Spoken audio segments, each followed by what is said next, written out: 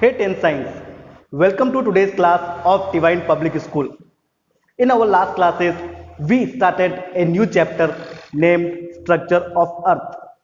Structure of Earth के अंदर हमने पढ़ा था अर्थ की एज कितनी है, एस्ट्रोनॉमिकल यूनिट क्या है, अर्थ सन से कितनी दूर है, structure of earth, earth form कब हुई, ये सारी चीजें हम पढ़ चुके थे। उसके बाद हमने देखा था कि किस जगह पे एक समुद्र था टैथिस, आज वहां पर एक बहुत बड़ा हिमालय पर्वत खड़ा है। ये चेंजेस कैसे हुए? सिंपल सी बात है, ये चेंजेस ऐसे नहीं है जो 2-3 दिन में 2-3 सालों में हुए हो। कुछ फोर्सेस लगातार अर्थ के सरफेस पे एक्सटर्नली और इंटरनली काम करती रहती है, जिससे स्ट्रक्चर्स बनते हैं या स्ट्रक्चर्स बिगड़ जाते हैं। जो फोर्सेस अर्थ पे इस तरह का काम लगातार करती रहती है, उन फोर्सेस को कहा जाता है माउल्डिंग फोर्सेस या टेक्टोनिक फोर्सेस। जो माउल्डिंग फोर्सेस अंदर की तरफ काम करती है उसे कहा जाता है इंटरनल माउल्डिंग फोर्स। जो फोर्स सरफेस पे रह के काम करती है, अंदर से काम नहीं करती, उसे कहा जाता है एक्सटर्नल माउल्डिंग फोर्स। फिर हमने स्टार्ट किया था इंटरनल माउल्डिंग फोर्स, जिसको शॉर्ट में मैंने IMF लिखा है। इंटरनल माउल्डिंग फोर्स जो अंदर रह के काम करती है अर्थ के सरफेस पे, बाहर से दिखाई नहीं देती, उन्हें कहा जाता है इंटरनल माउल्डिंग फोर्स।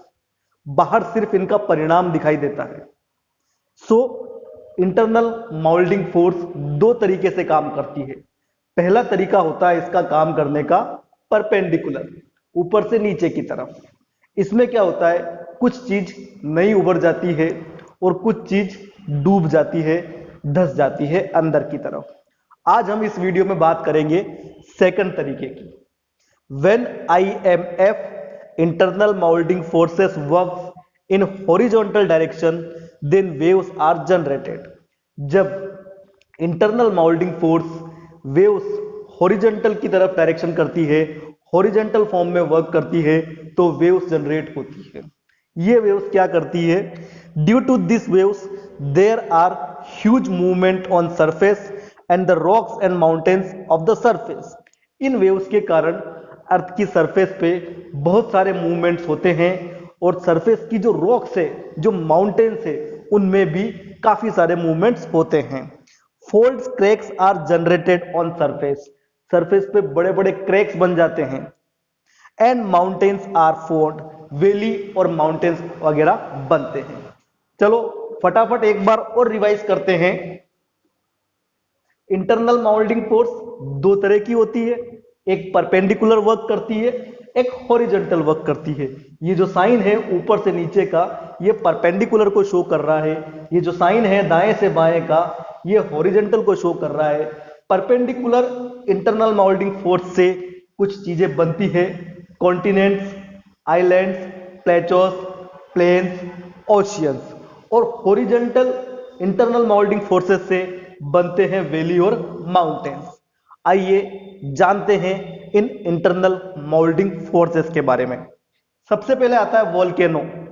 वोल्केनो, क्या ये नाम सुना है आपने? ये इंग्लिश नाम से हम इतना नहीं पहचान पाते जितना इसका हिंदी नाम सुनते ही इसकी एक इमेज हमारे मन में आ जाती है। हिंदी में इसको कहते हैं ज्वालामुखी। अर्थक्वेक, ये तो सब जानते हैं, भूकंप।